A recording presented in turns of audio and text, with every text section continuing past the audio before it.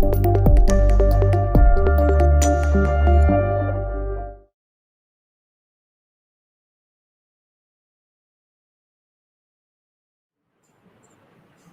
evening and welcome to this webinar on the future of migrants back home or in cities. This is part of the V for Migrant campaign that the Jesuits have organized since 2 months now. And so I warmly welcome our panelists, Dréze and Professor Shyam Sundar. So at the beginning, I'll have a presentation to introduce the topic, and then this will be followed by a few words by Dréze, and then we shall have a presentation by Professor Shyam Sundar. After that, we will pick up some questions from the audience, and then we will have some interactions with the audience and the questions. And towards the end, we will have concluding remarks and the final comments. So I invite the viewers to use the chat option. It is on the right side. You can use the chat option, and there is also the option to ask questions. So you can ask questions, and you can chat, and you can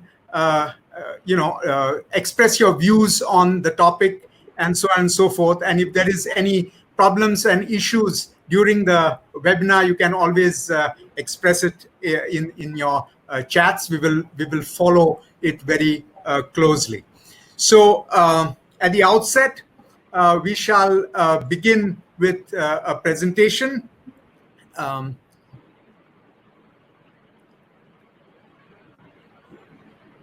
Yes. So this Jesuit Resource and Response Hub has organized two webinars. So the first webinar was on the 16th of May, which was Migrants, the Battered Citizens, where we had panelists like Harsh Mandar, we had Nikhil Dey and Bernard Sami, with moderator Joe Arun. So this is the second webinar.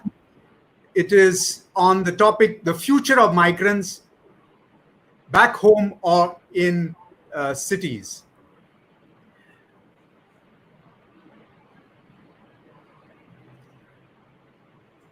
Yeah, so we have, as I already mentioned, we have two panelists, Professor Dréze and Shyam Sundar.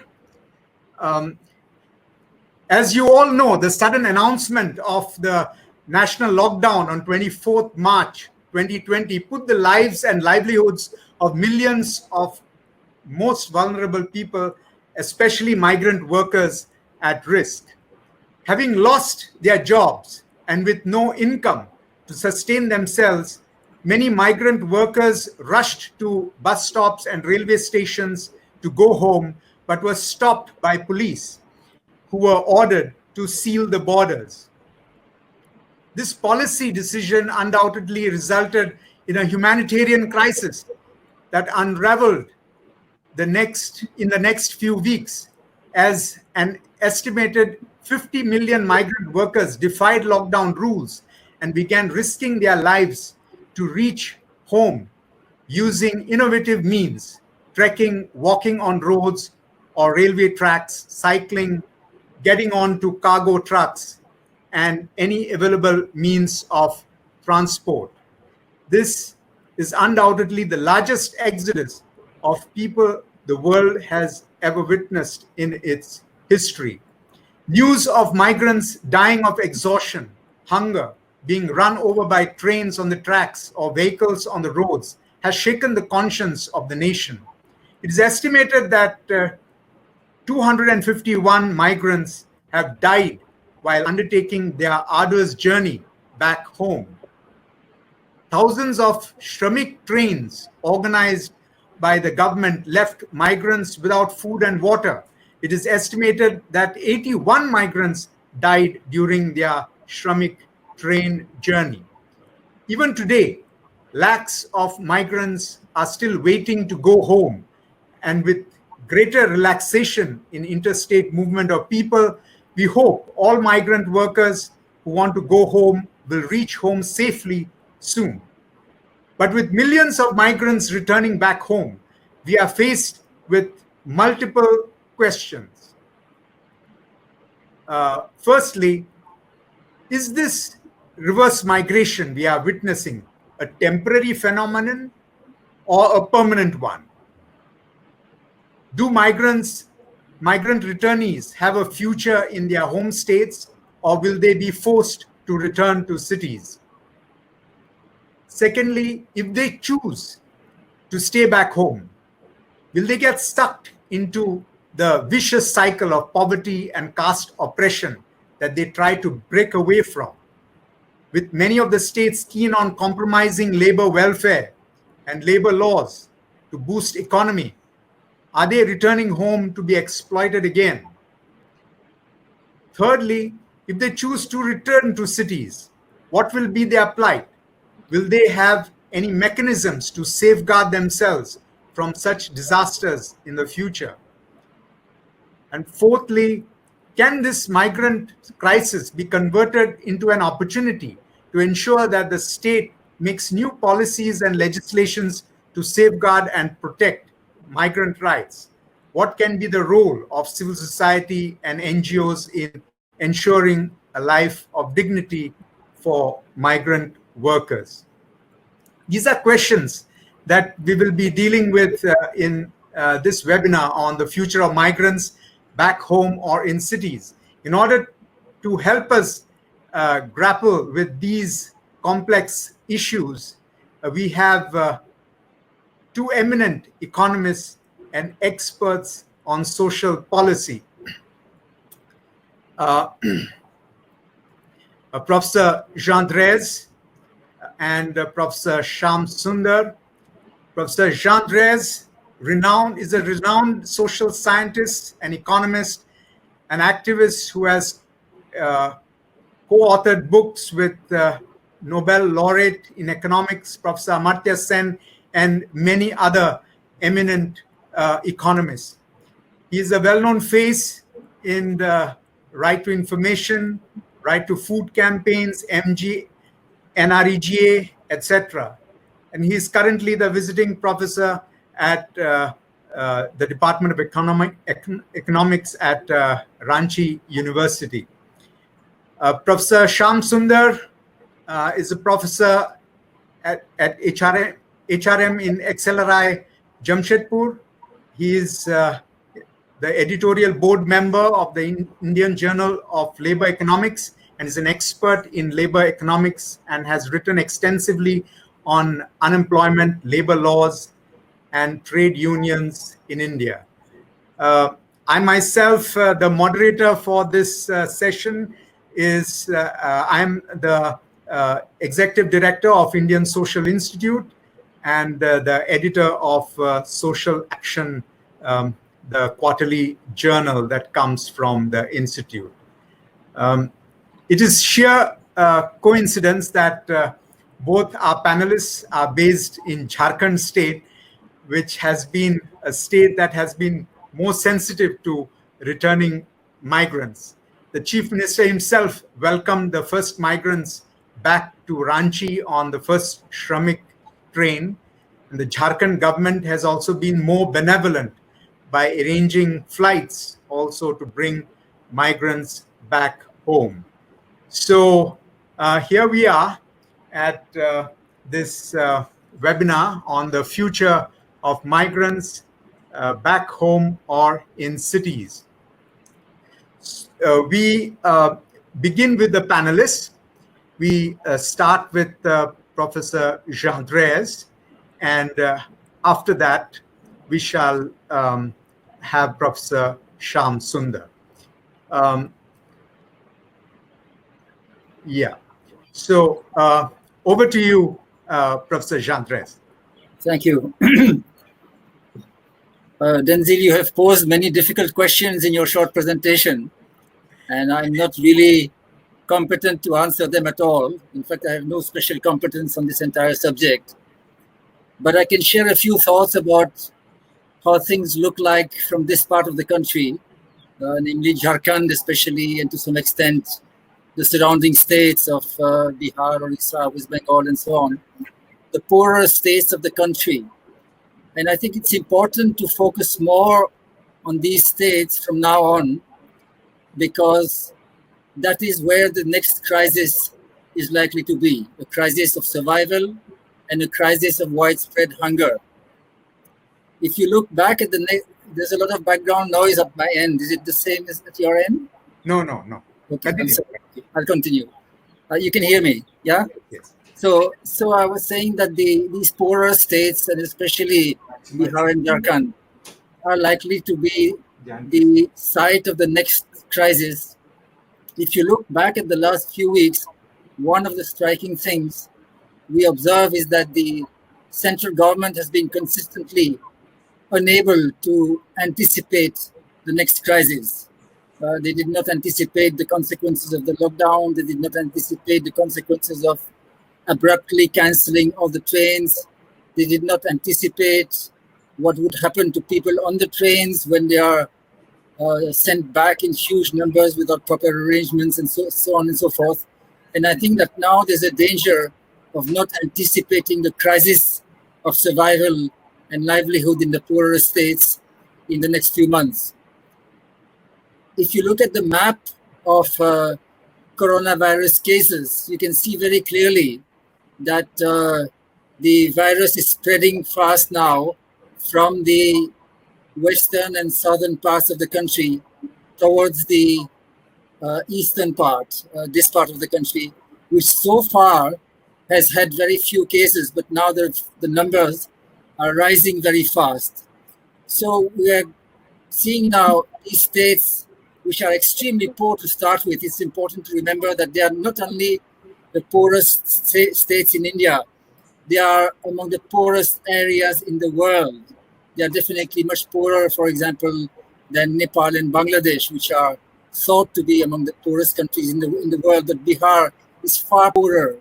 So not only are these states so poor to start with, but now they are being hit by a very serious health crisis, and also by the crisis that is going to be precipitated after the lockdown by the huge numbers of returning migrants who are going to swell the pool of excess labor and drive down the wages and cause huge unemployment.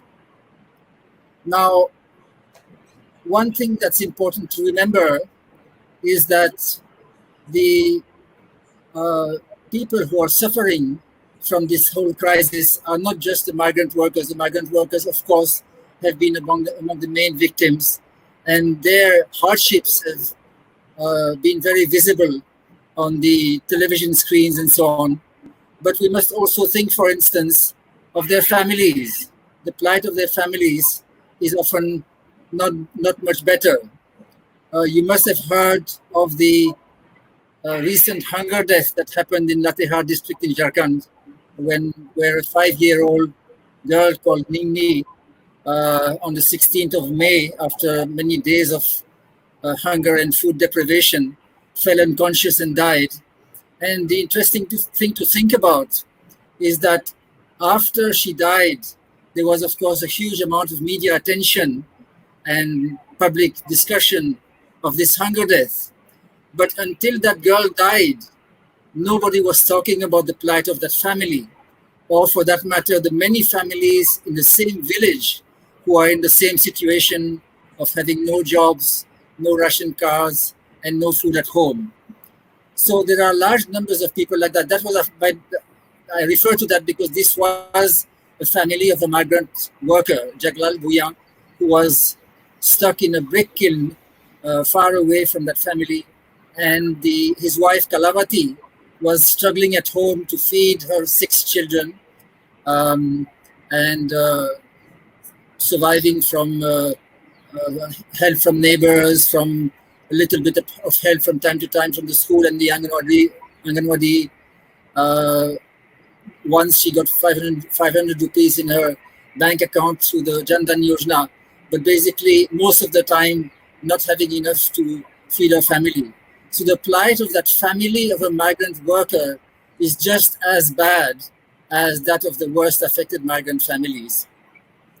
Now, in terms of what can be done in the next few months to help these returning migrant workers and their families, and also other families that are at risk of hunger, because there are many in that entire area.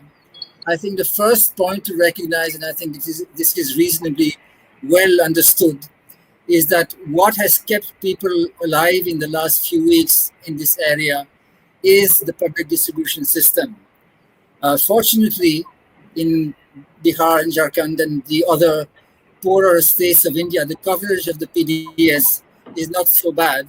About 90% of families in rural Jharkhand have a ration card. And as you know, the food rations have been doubled in the last 3 months. I think that was one good move of the central government.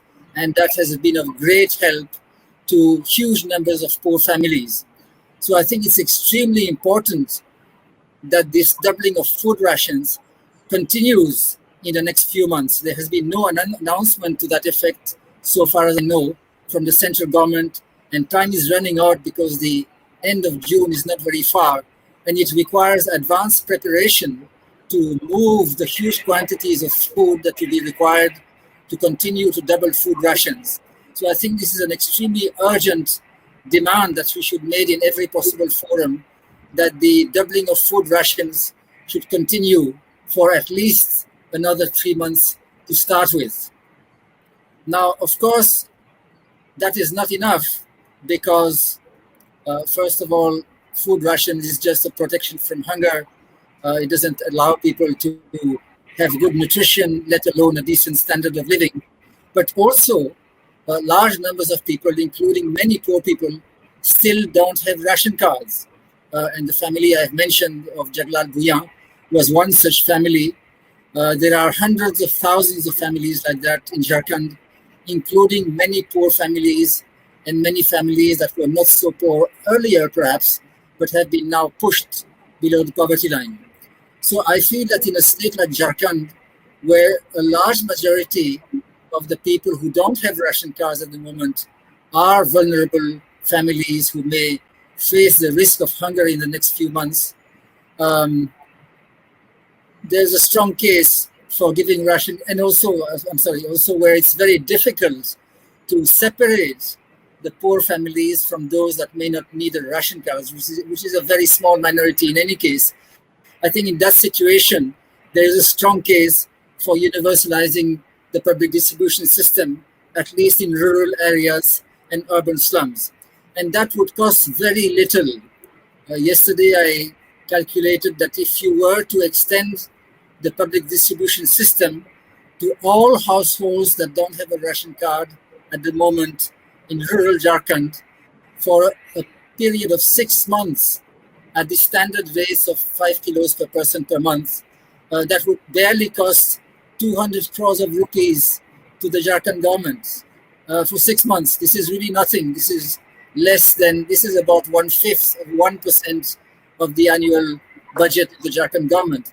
And of course, the central government could even more easily provide food grain for that. It's really extraordinary that the central government have refused a request of the Jharkhand government for additional food grain for the purpose of covering households that don't have a ration card. So this is something that I think must be done urgently. Otherwise, there are going to be many more tragedies like the death of this 5-year-old girl in Moderator district during the next few weeks. Now, of course, we are talking here only about avoiding hunger, but if you want people to have anything like a decent life, they need much more than that. And I think that if people are to earn any substantial income in the next few weeks in those states, the main hope that they have in rural areas is to get employment under the National Employment Guarantee Act. And that is why another very urgent priority in all those states is to scale up the level of NREGA employment radically. We need 5 or 10 times as much work under NREGA as we are seeing today. Unfortunately, the poorer states are also the ones that are least prepared to radically expand the scale of NREGA work. In Jharkhand in particular, we can see very clearly that the local administration is barely functional, and to the extent that it is functional, it is of course concentrating mainly on the health crisis. In Latehar district, where I've spent a lot of time in the last few weeks, there is no program officer at the block level for NREGA in 7 out of 9 blocks. So you can imagine how difficult it must be to expand the scale of NREGA work when there is no responsible officer for that purpose at the block level, and also when the Gram Rozgar Sevaks at the Gram Panchayat level, who are the ones who are supposed to step in that situation, are not being paid. And that brings me to the last point, which is that another reason for urgently giving special support and special attention to the poorer states is that they are bankrupt. The Jharkhand government apparently is able to collect at the moment only about 700 crores of rupees of taxes per month, as opposed to 5,000 crores of rupees per month in normal times. So there's hardly any revenue. And unfortunately, instead of helping the states, and especially the poorer states, the central government is concentrating more on helping business, and it's not even paying its dues to the poorer states. For example, according to the government of Jharkhand, the Coal India Limited, the central government undertaking, owes 80,000 crores of rupees to the government of Jharkhand for coal royalties and related dues. Now that's more than the annual budget of the Jharkhand government. So there is a very urgent need for more central support to the poorer states, especially states like Jharkhand, and I would say even more Bihar, because I think Bihar is a veritable time bomb. The coronavirus cases are rapidly increasing, and also Bihar has a huge proportion of the population that consists of landless casual laborers who are the most affected by the unemployment crisis.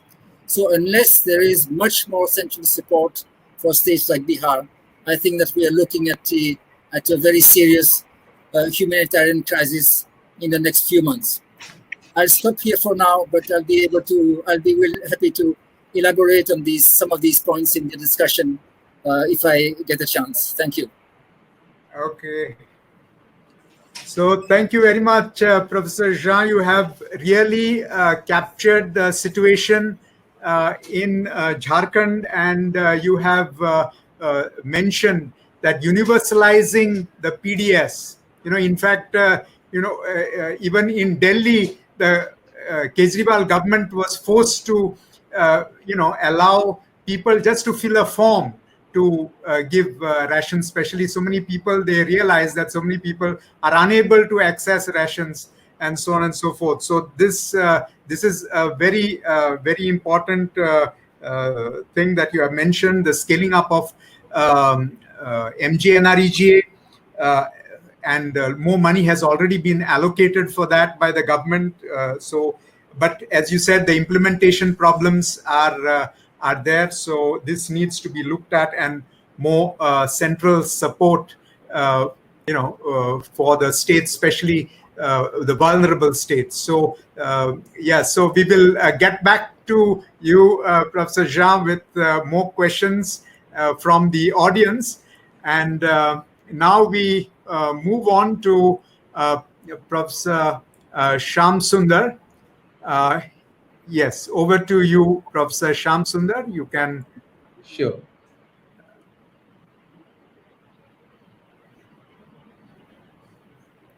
Yes. Yeah. Thanks, Dr. Denzil, for this important webinar opportunity.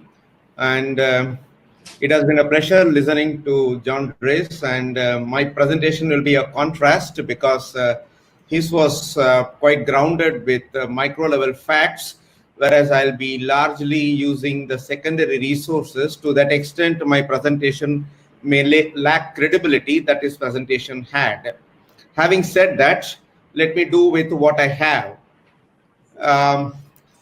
The migrant workers normally are of two types, the static long-term migrants and the circular short-term footloose migrants, to use the term by the noted anthropologist Professor Ian Bremen. Migrant workers and their families they create all kinds of costs, economic, social, political costs and benefits to both the sending states and the receiving states, and I need not touch upon them, but the net effect, according to the economic theory, is that migrant workers do contribute to the social, cultural, and economic domain, but at the same time, they remain almost universally politically disenfranchised because of various factors, which we will see later if there is a time. And that is why I have said that there exists political, statistical, legal, institutional voice deficits, especially in India.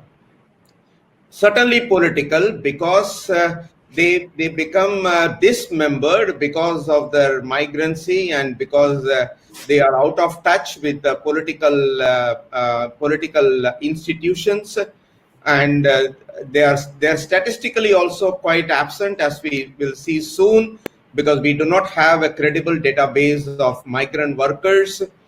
They are legally very, very invisible and even ignored, that I'm going to talk about in a little while, and their union coverage or the civil society organizational coverage is not exactly quite good. So in all senses, the migrant workers suffer from multiple deficits, and they are an embodiment of informality, which the ILO introduced into the popular labor market discourses since the late 1960s and early 1970s, which has caught on with the onset of globalization.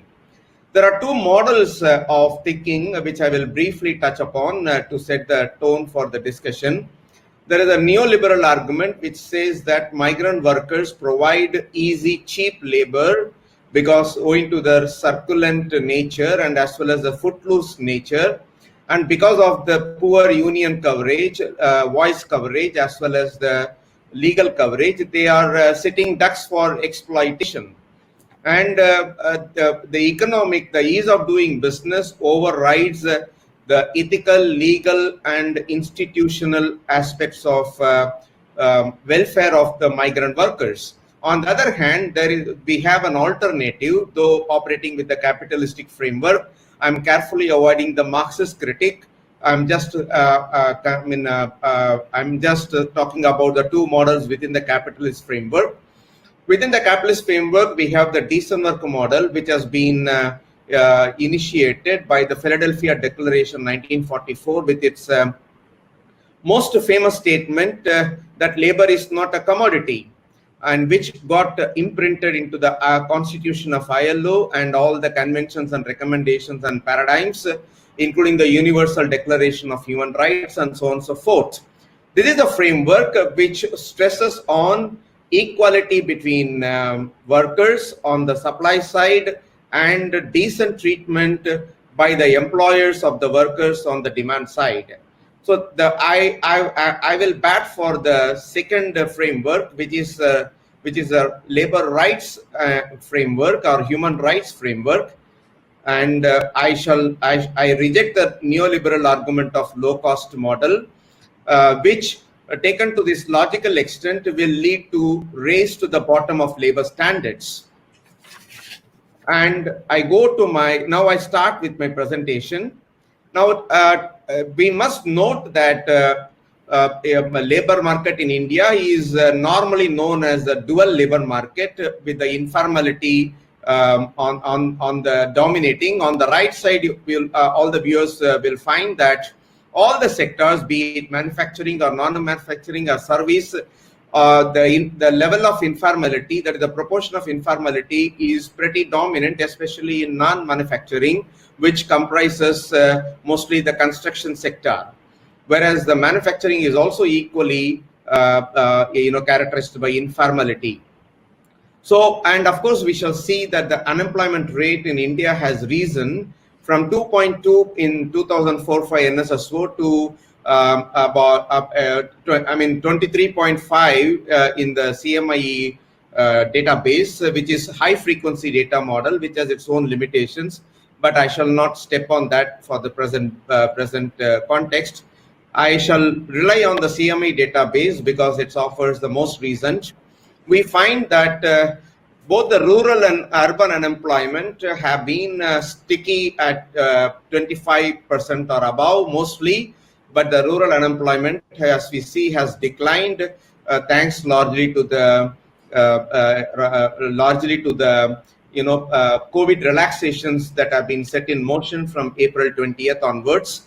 So there are two tendencies that have taken place. On the one hand, the labor force participation rate has increased, which means that more workers are willing and able to offer their services in the labor market. On the other hand, the rural unemployment has come down, which has led to the decline in overall unemployment, from 122 million to 121 million, which is a trickle.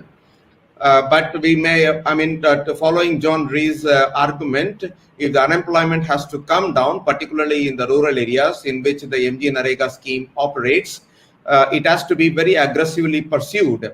But the April levels have been dismal, and the May levels have picked up by 20% if we go by the data put up on the rural development website. But we need extremely aggressive, as he puts it, 5 to 10 times to reduce the rural unemployment. And we will talk about it a little shortly. And if you see the unemployment rates, the labor sending states like Bihar, Jharkhand, Madhya Pradesh, UP, the unemployment rates between April and May, they rose or they remained almost static, excepting Rajasthan. But the labor receiving states like Delhi, Kerala, Tamil Nadu, Telangana have continue to witness high level of unemployment, though unemployment rate in Tamil Nadu declined.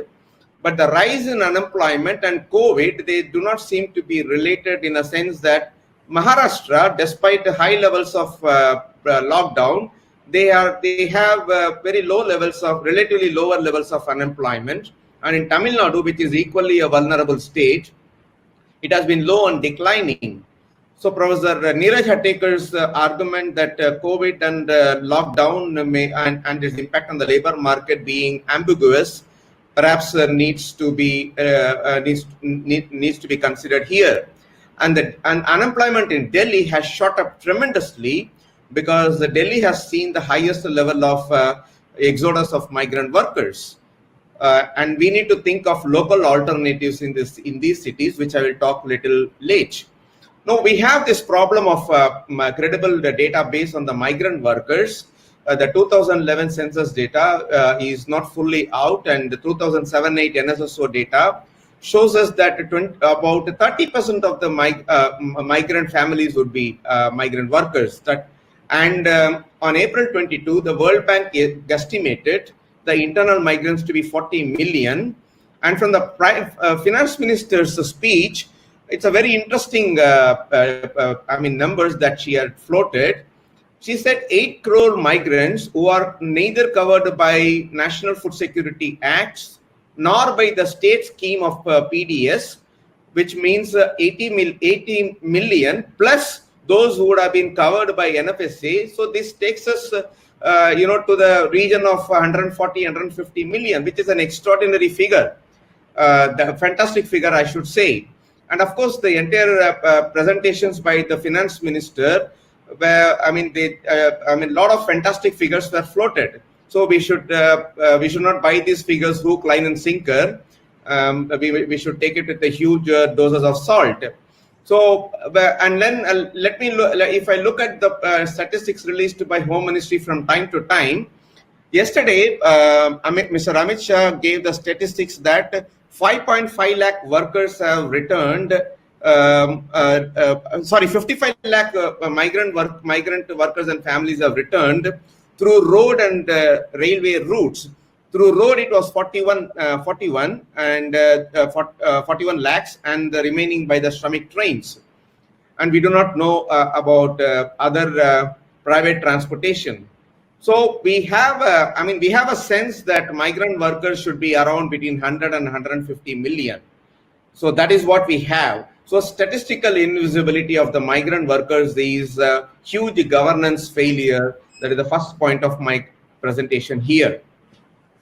Now the migrant workers woes all of us know, but I would just mention, highlight a couple of points. We have in labor economics a trapped migrant workers phenomenon, which means that the migrant workers or the families are wanted neither by their home states nor by the host states. In that sense, they are uprooted socially, economically, politically, culturally, and hence there have been protests and riots, and they spread. And if the Home Ministry had not allowed their interstate transportation during the early fourth week of April, I would have foreseen a kind of riots, food riots that took place during the colonial period in the 1910s and the 1920s. And of course, there have been a number of surveys that are done by people, institutions like Asim Premji University or Ajivika and so on and so forth. So I would not go into the details, but I would just summarize them. Unemployment has rather become permanent. Wages and incomes have been mostly unpaid, in certain cases partly paid, but yesterday's India Spend article showed that 80% of the migrant workers, construction workers, have not been paid their wages by their contractors because of the peculiar arrangement that prevails in the construction sector, because there is a formal employer who is a subcontractor, and there is a labor supply contractor who belongs to this who is somewhere in the supply chain that operates, and the labor contractors often do not pay up the migrant workers, and because they did not get the funds from the first line employers who are registered under the Interstate Migrant Workmen Act or under the Construction Building and Other Construction Workers Act. But the most important thing is that, as Dréze mentioned, the best social security so far has been the food rations, though they are not considered to be adequate because of the family size. And of course, to some extent, the Prime Minister's Kisan credit scheme and the Jandan 500 rupees transfer, a very meager transfer, they provided some modicum of relief. Overall, many of the surveys show that the PMGKY has not provided much needed relief. Now it has created rural unemployment, and the rural unemployment typically will cover the casual and the self-employed rather than the salaried regular workers in most of the labor market aspects. Now migrants suffer from a document deficit, that is a ration card or absence of domicile certificate, which prevent them from availing either the state social assistance or their labor market entitlements under the various labor laws. Now, if I have to talk about what will be the scenario in the urban areas or in the rural areas, I'm just making a broad constructions. I would classify the urban industrial sector. I'm leaving out the service sector because the migrant workers, are not so much in those which are prevalent, excepting in the trading and restaurant and other personal services. Of course, they are prevalent, but I'm just looking at the industry.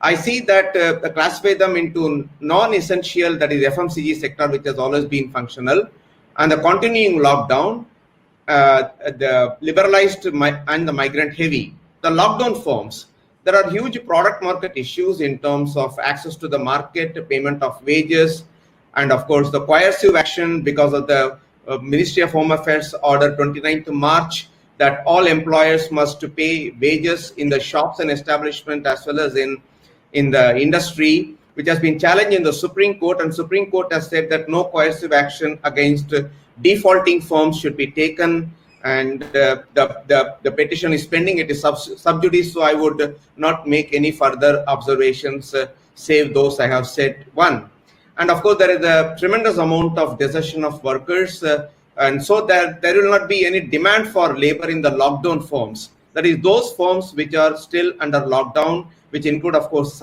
the service sector. Then the liberalized firms, even today the Economic Times carried that many of the firms are not operating to the extent of their plant capacity, and it is 1/3 or 20% because of labor shortages, skill supplies, and the standard operating procedures of 1/3 labor force, and rise in labor cost, and various other issues. So it will, and for example, industries like steel and auto, they take a lot of time to come to the normal resumption of production. So in other words, even in the liberalized industries and service sectors, which will be operative from tomorrow only, that's why I'm not talking much of that. So the low demand for flexible and migrant labor because of the social distancing and partial operation of the firm and partial employment of labor, the demand for labor by the firms, and because of the union pressure, the workers, regular workers who are on the muster rolls of the employers will rather be preferred to the flexible and contract workers. So that's why I say that there will be low demand for flexible and migrant workers in these industries, organized industries. In the unorganized industries, of course, there will be a demand. And migrant heavy industries and regions, even though they are liberalized, there will be supply deficits, say in construction, garment, shipbreaking, brick kiln, etc. And there will be higher demand for labor because of the high desertions, and there will be need for incentives on the part of employers to attract back the workers. And the migrant heavy unliberalized in terms of domestic workers, hospitality industry, I think they may be open from June 8th onwards. Private transport, which has just begun, traders and street vendors. The demand for migrant workers will pick up only a little late. So to sum it up, in the urban areas, the demand for migrant workers will be subject to migrant heavy characteristics. Otherwise, in general, informal workers and the migrant workers' demand will be much less. But that will also depend upon the push factor, which is the rural side. Given a complicated diagram, I'll just sum it up to say that normally in the rural sector, we have the farm sector and the non-farm sector. In the non-farm sector, we have the self-employed, and we have the wage employed, and we have the scheme-based employment, which is largely the MG Narega. I will not comment much on the MG Narega because John Dréze has already covered. So we'll talk about self-employment and wage employment. And the wage employment will depend on sectors like horticulture or animal husbandry or the rural industrialization or the construction projects, and also all the scheme, all this projects that might take some time to take off. And the self-employment will largely depend on the operation of the Mudra scheme and other self-help group and microfinancing. And the finance minister has given a lot of liquidity, but not direct assistance to these constituents. So I do not see much pickup in these kind of activities. And the high capital infused industries like the road projects and others will take a lot of time to kick in. So to sum it up, the net effect will be, of course, there will be on the supply side, there will be a lagged supply of migrant workers because they'll be in quarantine, or they would like to go back to their families and spend some time with the families for emotional gratification and a sense of emotional security for which they have traveled miles and the hundreds and thousands of miles. So I see a lagged supply of migrant workers. And so the supply will normalize, let us say, by mid-June. And then the supply of labor in the rural sector will increase.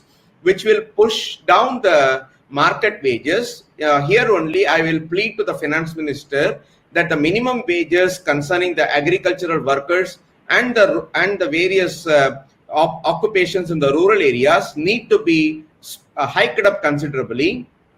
And John Dréze has already argued in the paper in Wire that 202 rupees is far less than even the weight, the normal average or the weighted average of MG Narega wages, which obtained pre-COVID times.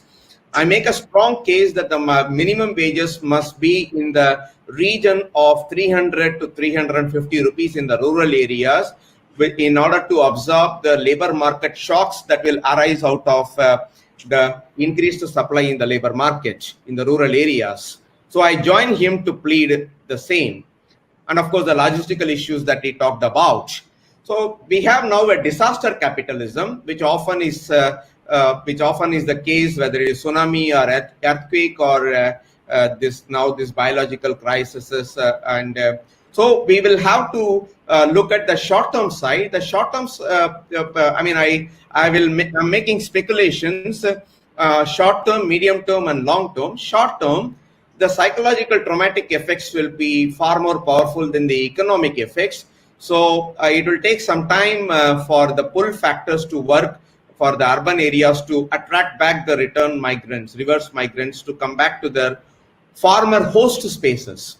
In the medium term, I would imagine that since the WHO has announced that coronavirus is there to stay on a quasi-permanent basis, the composition of geography of migration might change from less long-bound migration to the neighborhood migration, subject to the economic factors in terms of minimum wages. I would take the minimum wages as a proxy for the attraction for the migration, outbound migration. And I see that the states, now we have to think in terms of, like, we had the globalization, regional agreements, ASEAN and other regions forming up, like we need to have kind of a eastern sector zonal minimum wages and western sector zonal minimum wages, so that the migration economic effects are neutralized and workers are able to make sensible rational decisions as per the John Harris Todoro model, which will be unemployment neutralized expected urban incomes model. In the long run, if food and health security become portable, that is where John Dréze's argument of document portability is very important. And if the labor codes strengthen the migrant workers' rights, then migrant tendencies will see some equilibrating, but to a new normal. But of course, the character of migration will undergo a fundamental change as it did post-partition or any kind of a labor market shock. Now, the dynamics of work is that there are various voices that I have given. Some people say, why do I like to accept whatever that I get in the rural areas and stick with my family. And some people say, I cannot pick up the shovel and do Narega work. I need to get some work which is consistent with what I have been doing in the urban spaces. These are the individual voices to say that some of the sentiments which are diverse. So that is a diversity that I will imagine to take place in the post-COVID or during COVID situation. Now, public policy, I have done a huge bit of thing, but I will concentrate on three things.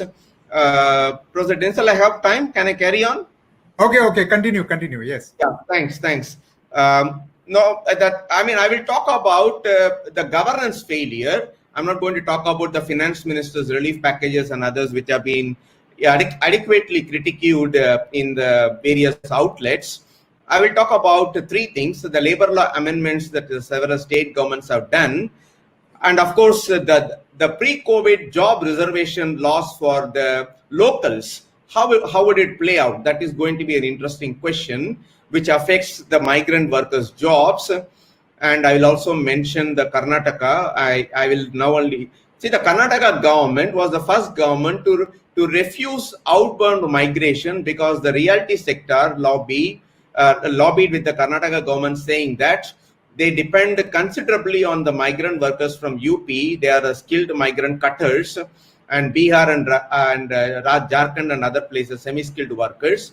And they prevailed on the government to issue an order preventing the exodus of migrant workers, and then later huge outcry took place. After a couple of days, the chief minister allowed the migrant workers to go out of Karnataka. It is the Karnataka was the first state in 2014 to have issued an ordinance providing for 74% of job reservation for the locals, and thereby putting the migrant workers, the demand for migrant workers jobs even in the private sector at risk.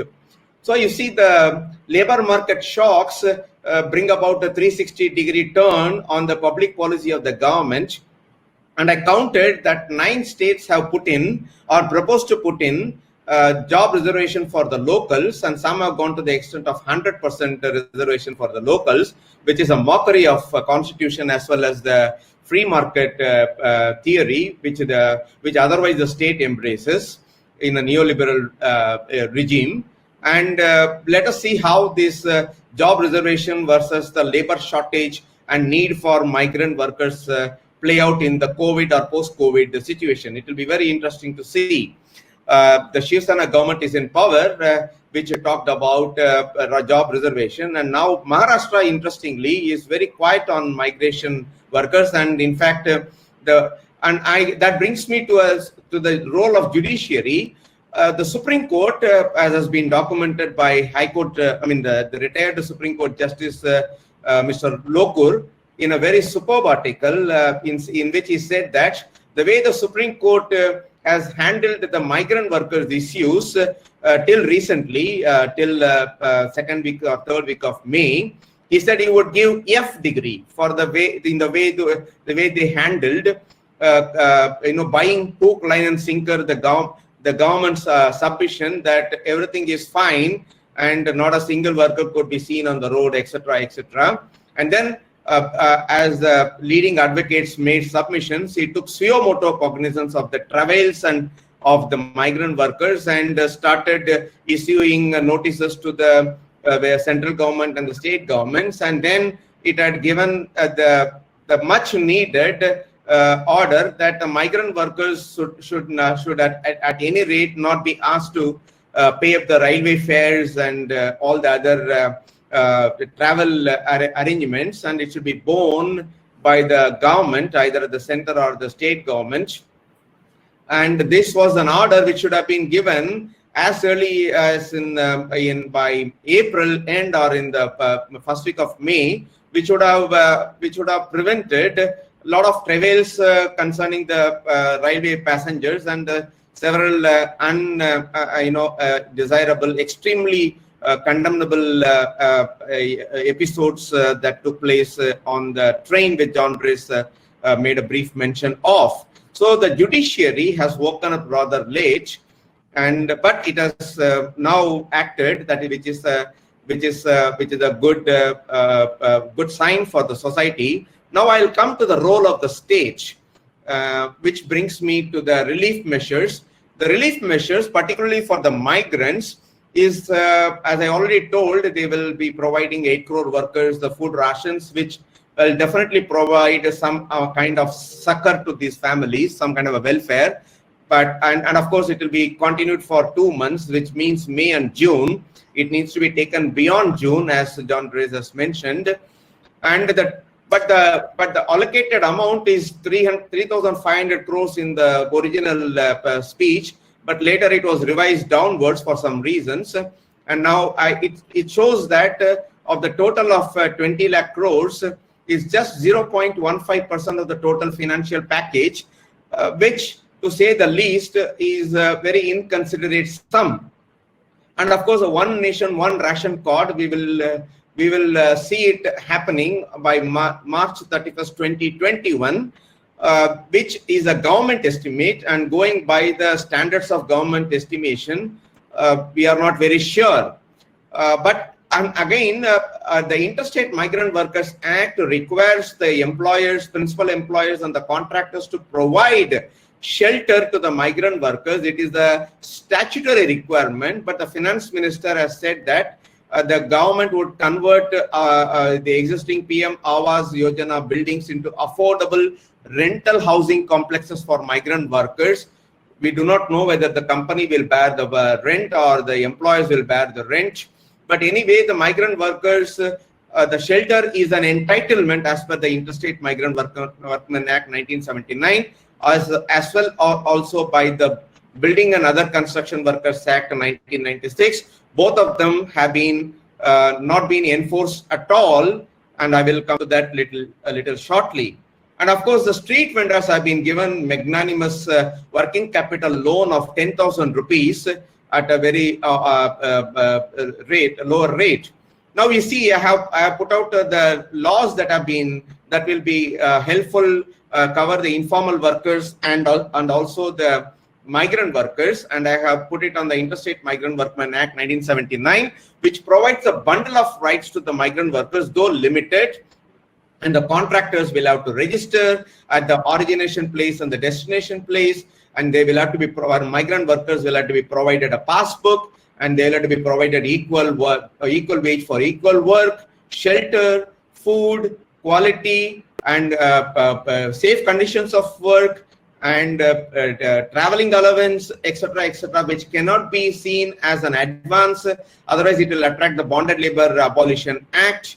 So a lot of rights the law has provided, but sadly this act has never been implemented at all.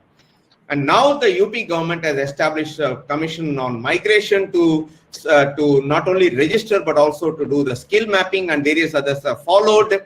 And then we have another act, the Building and Other Construction Workers Act, which also provides a tremendous amount of entitlements to the workers in terms of welfare, and the building and builders and contractors have to pay some cess between 1 to 2% of the total expenses. Of course, that is a source of litigation.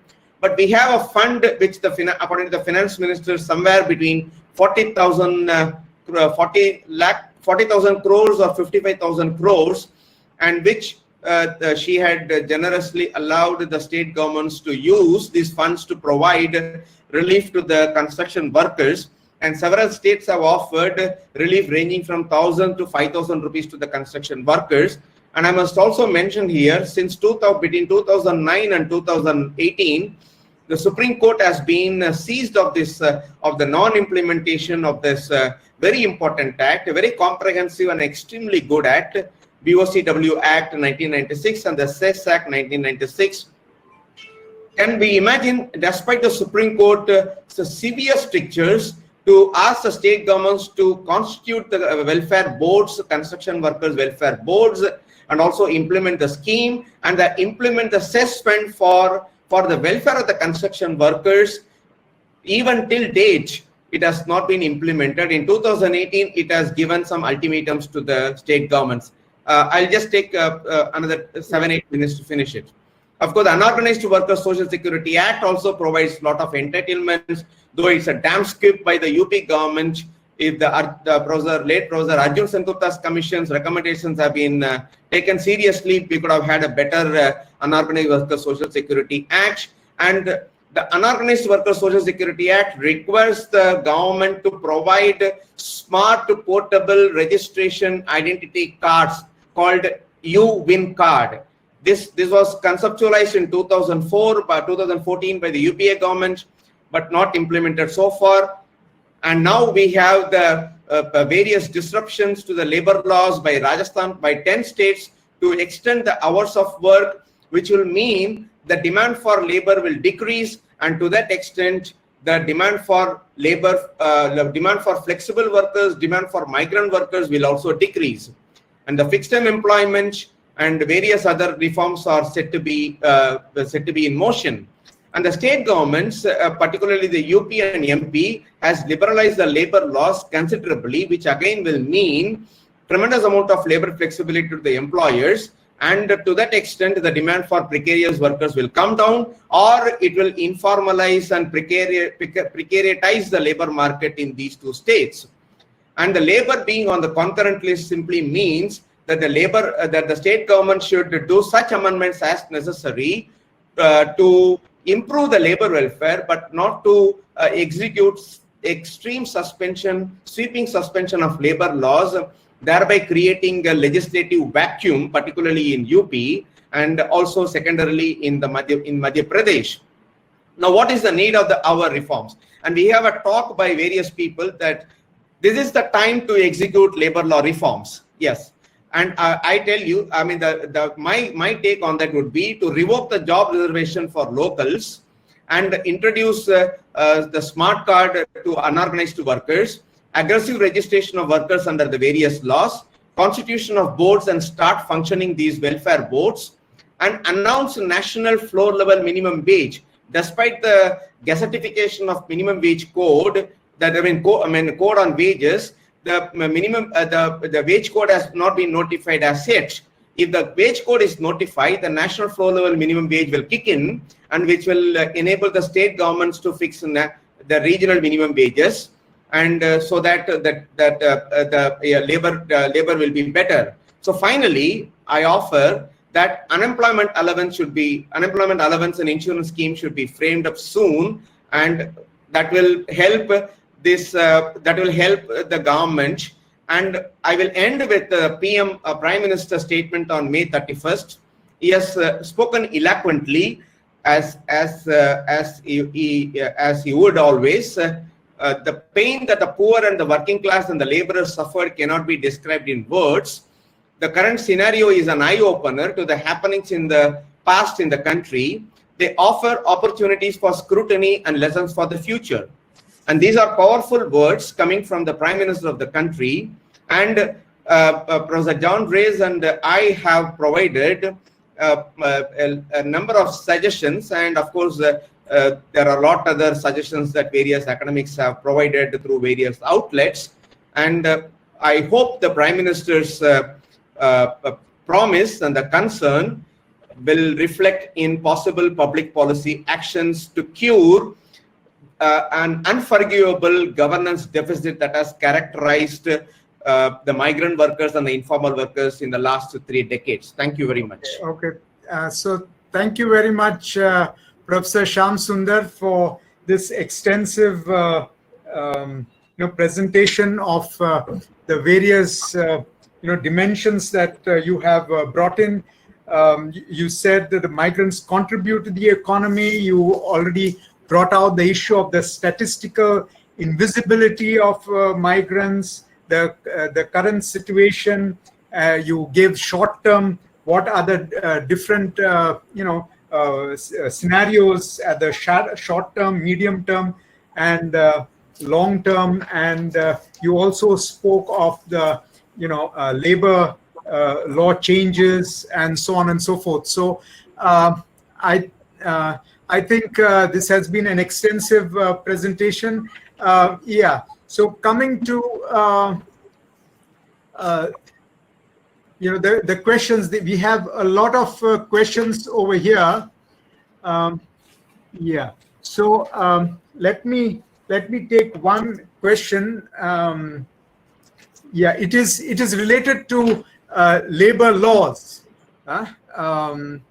It is related to labor laws, and labor laws are being suspended in some states today.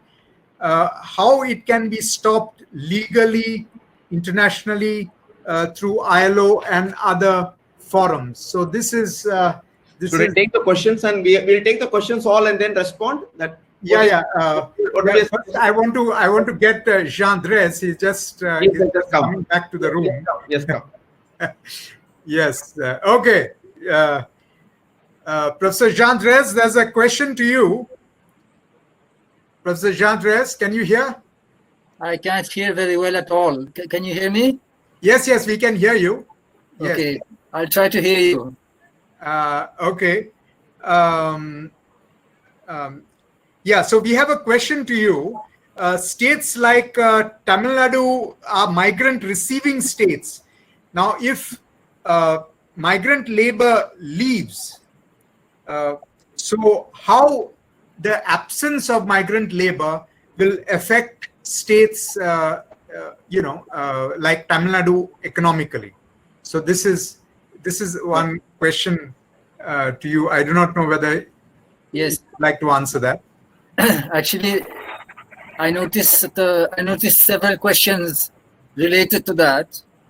Several participants also asked what was going to happen now, whether the migrant workers would go back to the places where they used to work, whether they should go back, and then what will happen at both ends. My sense is that, talking again of Jharkhand, which I know something about, I think that many of the migrant workers who have just returned or are returning are going to be very hesitant to migrate again over significant distances for quite a long time, especially if local lockdowns continue in various parts of the country, which I think is very likely to happen for quite a few months. They are going to be scared to go again because they are going to be afraid of being trapped into another lockdown and being treated again very badly as they have been treated. So I think that many people are going to try to stay in place at their homes, or maybe migrate over short distances. For example, they may go from Latehar to Ranchi, or from villages of Latehar district to the district headquarters. But they are going to be very hesitant for some time, I think, to migrate over long distances, which is very easy to understand. Now, if that happens, then, as you said, states like Tamil Nadu that rely to a large extent on migrant laborers from states like Jharkhand are going to, or may have, some difficulty. I don't think it's going to be a very great difficulty in most cases, because, it's not like there is no surplus labor in those states. There is surplus labor, but it's just cheaper to migrant workers from Jharkhand than to pay local laborers. So I think that the enterprises in those states will find local manpower, but they may have to pay a little more for some time, which is not a bad thing.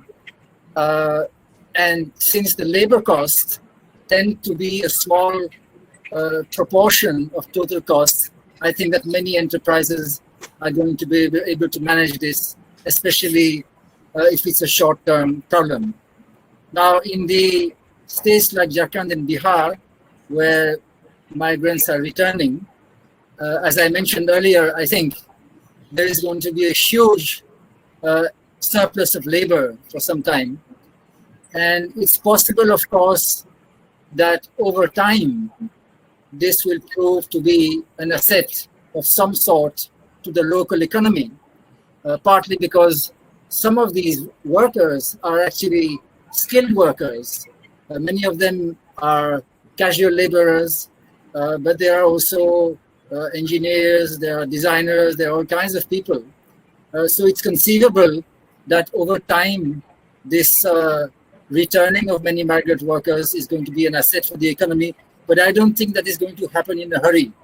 I think in the short term, we are going to see a huge excess supply of labor, unemployment, and a downward pressure on wages and earnings. So that's the way I see it. Yeah. Yeah. Okay. That question was from Maria Michael Nitina. Okay. So we have we have another question from, as I mentioned earlier, about labor laws, from Xavier Jairaj from Rome. He has asked about these labor laws being suspended in some states and how it can be stopped legally through ILO and other forums. And linked to that is another question from the president of the Jesuit Conference of South Asia, George Pateri, and he asked, this question on this whole question of cheap labor, trying to, how cheap labor can run an economy. So people think that if you want to have a better economy, you must have cheap labor and how to exploit labor as far as possible. But labor is also a human person, who has dignity, who is a citizen. So what about their rights? So from the rights perspective, this whole question should be addressed. So this is because the whole mindset is, if you want to boost the economy, then you have to relax labor laws. The same logic was in SEZs and so on, where labor laws do not apply. So why the labor rights should be diminished, to boost economy? So this is one question, several questions you can say clubbed together. So maybe Professor Shyam Sundar? Yeah, can I answer? Yeah, sure. Yeah, the first one is that regarding the suspension of labor laws. Already there was a petition in the UP High Court, Allahabad High Court, and then the extension of hours of work by UP government was withdrawn as a result of which, and there are two public interest litigations pending before the Supreme Court with regard to the suspension of several laws, maybe around 34 laws in the state of Uttar Pradesh. Both are pending. In the meanwhile, the central trade unions had complained to the International Labour Organization. There are two supervisory mechanisms which operate from the ILO with regard to the conventions that India have ratified and we are bound to, otherwise also by virtue of being a member of the ILO. The one is the Committee on Experts on ILO Conventions and the Committee on Freedom of Association. The ILO has been seized of the complaint, and the ILO Director General, Mr. Guy Ryder, had personally written a letter of appeal to the Prime Minister, requesting him to devise laws and other regulations which are in compliance with the ILO conventions and recommendations. And in pursuance of that, the Labour Minister, Mr. Santosh Gangwar, has said that wholesale suspension of labour laws may not be allowed, but we are allowed to wait. So that is an answer to question number one. Question number two is that the post-liberalization, globalization period has witnessed a battle of ideas and also battle of empirics between the cheap labor model of the neoliberal economic regime and the rights-based decent work model, which I spoke of. And the ease of doing business has always been in tension with the provision of labor rights, even the minimum labor rights, the social protection minimum floor level labor rights.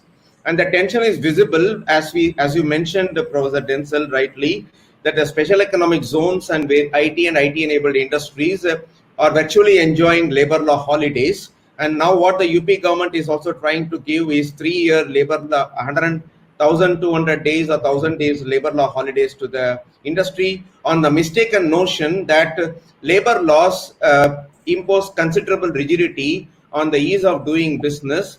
This has been an unsubstantiated view that has been promoted both by employers and global financial institutions like the World Bank and the International Monetary Fund, and the government has also subscribed to this, as a result of which we have been seeing a considerable number of relaxations of labor laws which dilute the labor rights. But as the ILO has argued in one of its policy papers, this will lead to race to bottom of labor standards, and it will pit one country to another country, and as a result, this will not promote sustainable sustainable economic development, and that is why the United Nations has come up with the Sustainable Development Goals, and hence the governments like India will have to look at, and also there is a research of the ILO which says that good capital will chase countries with high labor standards and not the other way around. So rights-based discourses have, that is why, gained credence and even dominance, and we hope that the government will receive the right voices and provide an equitable balance. In fact, the decent work model of ILO talks about promoting efficiency as well as equity in the labor market. I think that is the model to go by. Okay. Yes, I think Professor Jean Dréze has a bit of problem to, Yes. He's coming in and out of this. Okay, so there is another question from Vinayak Jadhav, who is the editor of Jeevan magazine. And he asks, why has the judiciary been so passive in this situation of injustice? Because if you see, it's only the recent judgment, of Ashok Bhushan and so on, who has been proactive and given a very positive, judgment, saying that the migrants should be, given food and should be allowed to travel and so on and so forth. But the previous judgment, including the Chief Justice, says that we cannot stop migrants from walking and so on. The comments have been so demoralizing as such. So why? So what do you feel? Why is the judiciary not supportive to workers as such? Are you asking me? Yeah. This Jean, are you there? Yeah. Hello? Yes. Okay. Yes. I can hear you. Okay. I can't hear very well, but I think you were asking a question. Yeah, okay. No, I could not see you, so that's why I asked Professor Shyam Sundar. But you can say it as well. I'm sorry, I can't hear much. I'll just say very briefly. Yeah. You asked about the role of the judiciary and why the Supreme Court in particular has been so disappointing in this matter. Well, I think it's just a reflection of the general servility of the Supreme Court at this time, which we have seen in a whole series of judgments. So, that itself is part of a larger pattern of the Modi government being able to muzzle all kinds of democratic institutions, including the media and the judiciary, and to some extent even the opposition. So I think this is just a particular example of a general pattern and not specifically related to migrant workers. Yeah. Professor Jean, there is another question for you from Jeet Singh, and he talks about this whole PDS and MGNREGA. He says that many of the migrant workers and so on do not have ration card or job card and so on. So how will the existing system reach people who are left out of the system? Right. So most of the migrant workers, at least in Jharkhand, belong to families that have a ration card and a job card, but they don't carry these cards with them. So naturally, they cannot get rations in Bombay or Delhi or Chennai, let alone Narega employment. But once they come back, a large proportion of them will be able to avail the benefits of these schemes as part of a family that has these documents. Now, if they actually belong to a family that does not have a job card, that is not supposed to be a major problem, because it is very easy to get a new job card. You see, a job card by itself does not confer any benefits, because to get benefits from a job card, you have to work. It is the work that actually entitles you to a wage. And therefore, there is no great difficulty in issuing new job cards, and that is indeed happening on a substantial scale right now in many states. A ration card is very different, because a ration card does give you an entitlement by itself. If you have a ration card, you can go to the ration shop and get some subsidized rice or wheat, and therefore naturally there's a great demand for ration cards and attempts sometimes by corrupt elements to manufacture bogus cards and so on and so forth.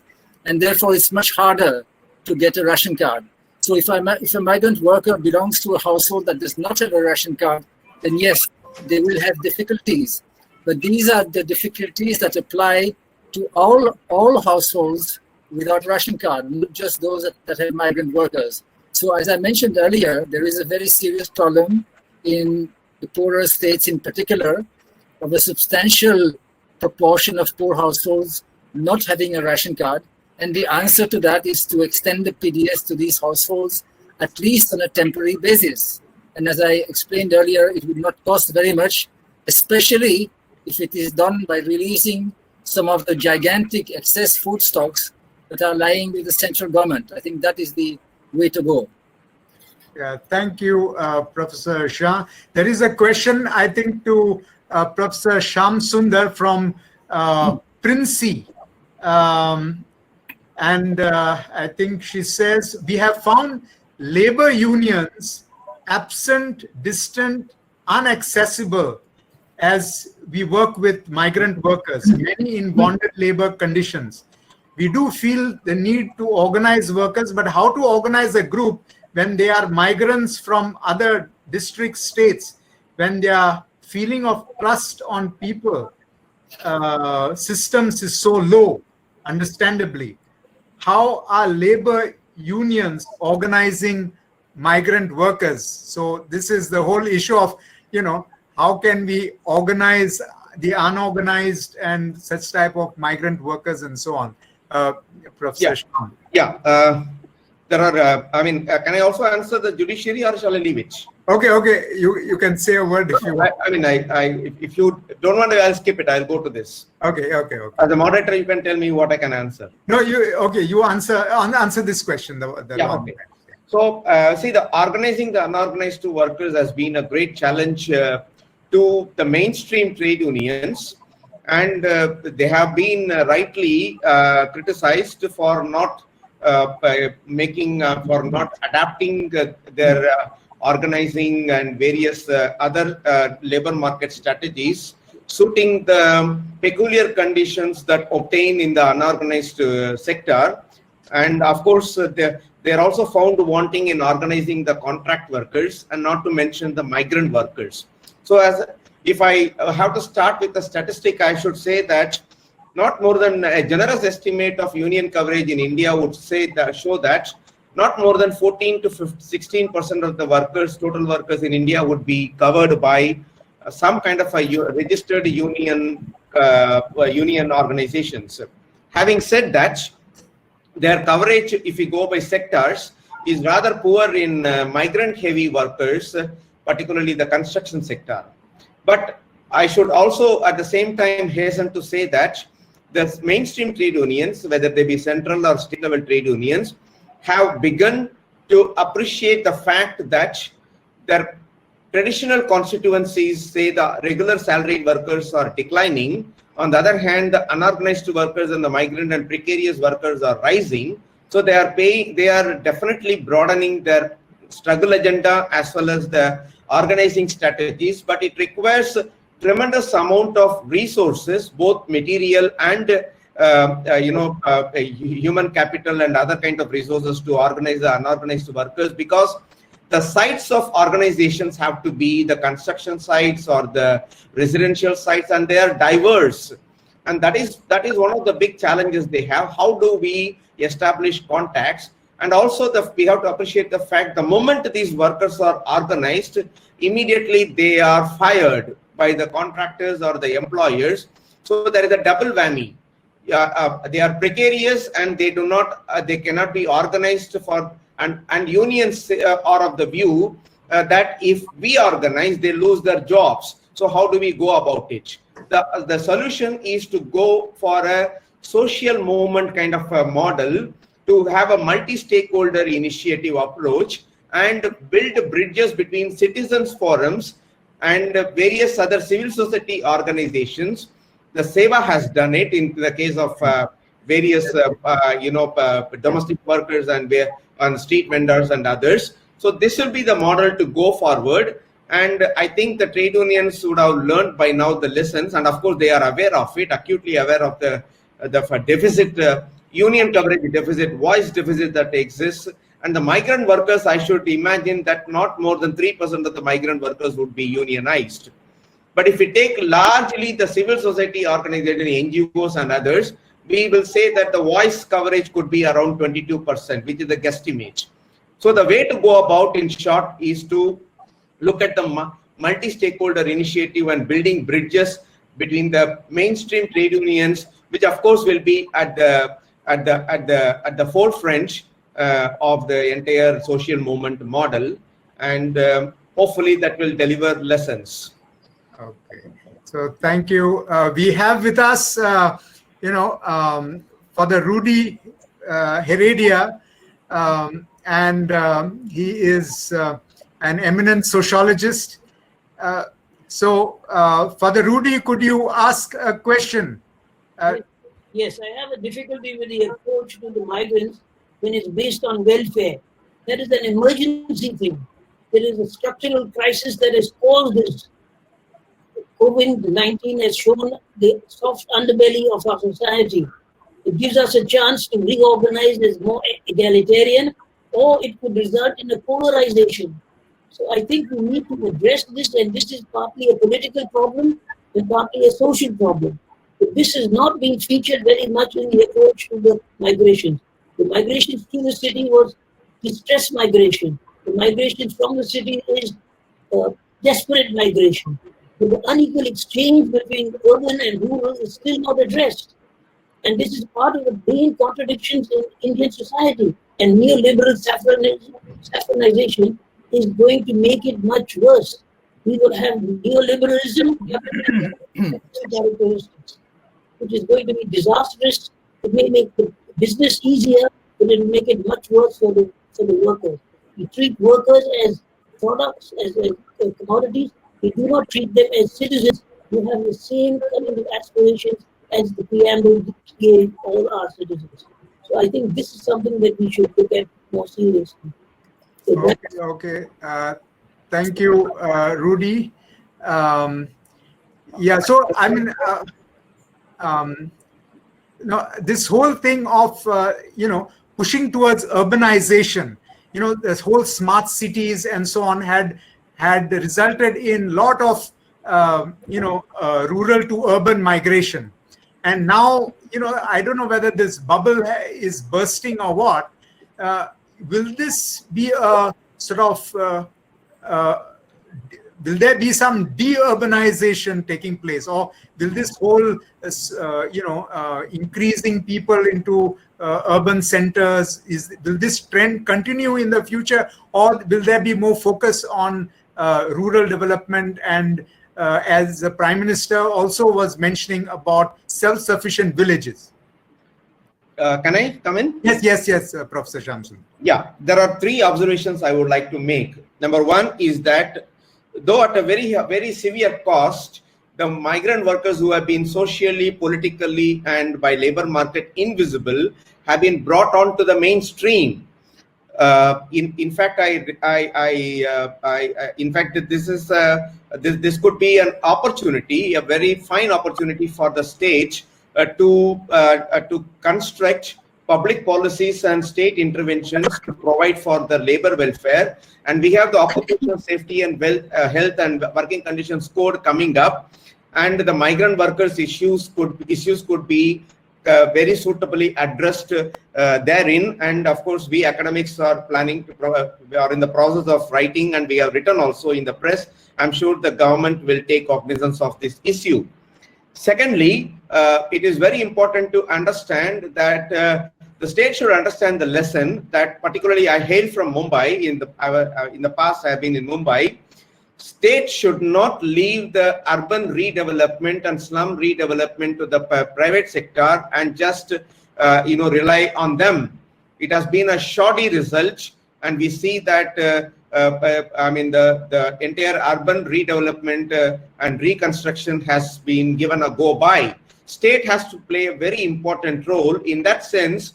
The model that has been still relied upon by the finance minister, that is public-private partnership model, should be very critically reviewed, and the state should make considerable intervention in the urban development and redevelopment model. And of course, it is time to say goodbye to this fanciful models of building rapid bullet trains and those kind of fanciful projects and to reallocate the scarce resources, particularly this COVID time has, as John Dréze has said, that is a huge drain on the state resources. There is a serious need to reallocate resources from the elitist development projects to the popular development projects. That is how I would like to put it. Yeah. Okay. So we are coming towards the end of this webinar. Jean Dréze, can you hear us? Jean Dréze, I do not know whether he can hear, but we have. Okay, so I think we will conclude.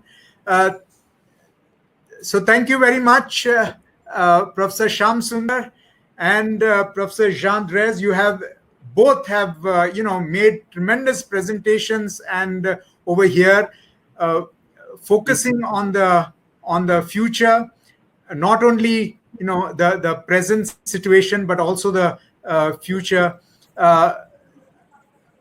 Yes. So there have been also several models given of social movement type of organizing labor and universalization of the PDS, the portability of the various cards and so on, the UWIN card for migrant workers as well as informal labor, the implementation of the various labor friendly laws like the Building and Construction Workers Act, the Inter-State Migrants Act. But a lot of these laws should be more and more inclusive. When these laws are made exclusive, saying that it is applicable only to enterprises with 10 or more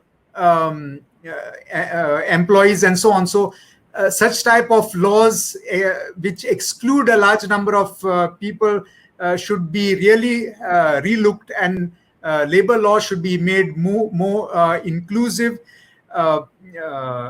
and the decent work practices, including the ILO principles, the ILO conventions that we have signed, they need to be followed. And I think instead of doing away or watering down labor laws, I think we should more and more strengthen the rights of labor and make sure that whether local workers or migrant workers, they are able to have a decent work, decent wage, decent living standard, and decent working conditions. So thank you very much, Professor Shyam. We are in fact very proud of you.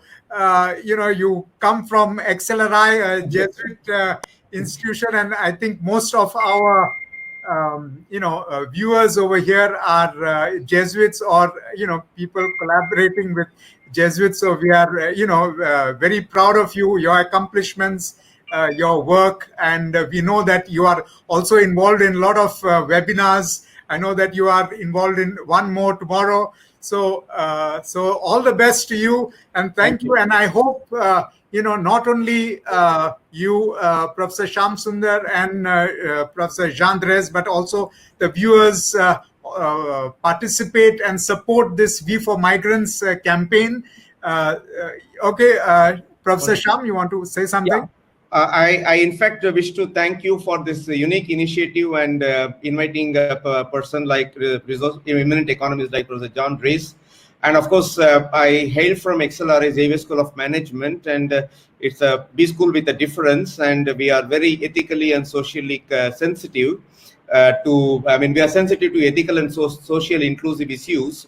And I feel proud to be a part of this. And of course, your organization is also very well known for flagging social issues. And I hope I have lived up to the reputation of XLRI. Thanks a lot for giving me this opportunity. Yeah.